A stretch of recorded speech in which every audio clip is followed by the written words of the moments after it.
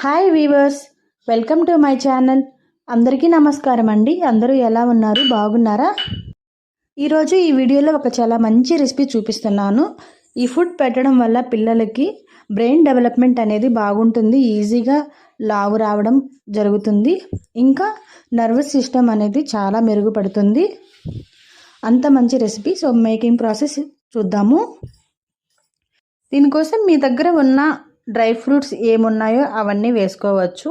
నేను ఆల్మండ్స్, కాజు, raisins, dates seeds తీసేసి ఇలా వేసుకోవాలి. ఇవన్నీ మనం ఒకసారి వాష్ చేసుకొని అట్లీస్ట్ ఒక 1 అవర్ 2 అవర్స్ మనం సోక్ చేసి పెట్టుకోవాలి.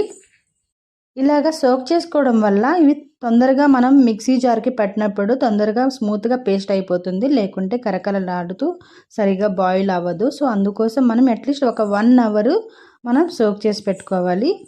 ఆ తరువాత ఒక మిక్సీ జార్ తీసుకొని మిక్సీ జార్లోకి ఇవన్నీ వేసేసి మనం బాదం పప్పులకు మాత్రం పీల్ ఆఫ్ చేసేసేయాలి.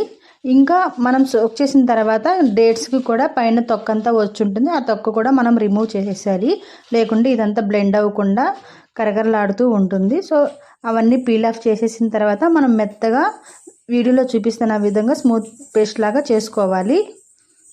తర్వాత ఒక కడాయి పెట్టుకొని నేను 1 కప్ ఓట్స్ తీసుకున్నాను. 1 కప్ ఓట్స్ మనం రోస్ట్ చేసుకోవాలి. కావాల్సి ఉంటే దీనిలోకి గీ యాడ్ చేసి రోస్ట్ చేసుకోవచ్చు. నేను నార్మల్గానే డ్రై రోస్ట్ చేస్తున్నాను.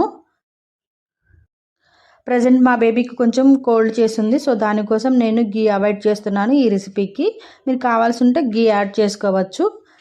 ఇదంతా బాగా రోస్ట్ చేసుకోవాలి. ఓట్స్ అనేటివి కొంచెం బ్రౌన్ కలర్ వచ్చేంత వరకు మనం రోస్ట్ చేసుకోవాలి, లేకుంటే ఉడికిన తర్వాత జిగుడుగా ఉంటుంది. సో ఆ టైంలో పిల్లలు ఇష్టపడరు తినడానికి. కొంచెం బాగా రోస్ట్ చేసుకున్నామంటే ప్యారెట్స్ అనేది బాగా టేస్ట్ ఉంటుంది. తర్వాత నేను 1 గ్లాస్ వాటర్ వేసాను. ఈ 1 గ్లాస్ వాటర్ వేసి మనం ఒక 2 to 3 మినిట్స్ ఇలా ఉడికించాలి. కొంచెం బాగా మెత్తగా అయిపోయేంత వరకు ఉడికించాలి. ఓట్స్ ఎంత బాగా ఉడికిస్తే అంత మంచిది. సో ఈజీగా డైజెస్ట్ అవుతుంది పిల్లలకి.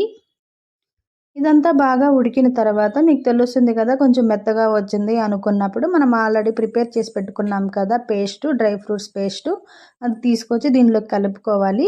కలుపుకున్న తర్వాత ఉండలు కట్టకుండా కింద మాడు అంటకుండా ఒక 2 to 3 మినిట్స్ మనం అలాగే కదుపుతూ ఉండాలి. ఇలా మిక్స్ చేస్తూ ఉన్నామంటే సో ఈక్వల్గా అన్నీ కలుస్తాయి, తర్వాత బాగా ఉడుకుతుంది.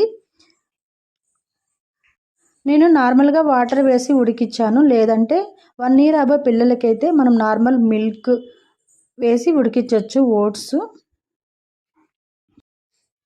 ఇదంతా ఒక 5 మినిట్స్ మనము మీడియం ఫ్లేమ్లో పెట్టి ఉడికించాము అంటే బాగా ఉడికిపోతుంది. సో కొంచెం దగ్గర పడుతుంది అనుకున్నప్పుడు తీసి పక్కన పెట్టేసుకోవచ్చు. ఈ టైంలో ఇంకొంచెం స్వీట్నెస్ కావాలి అనుకున్న వాళ్ళు కొంచెం బెల్లం పొడి అయినా యాడ్ చేసుకోవచ్చు.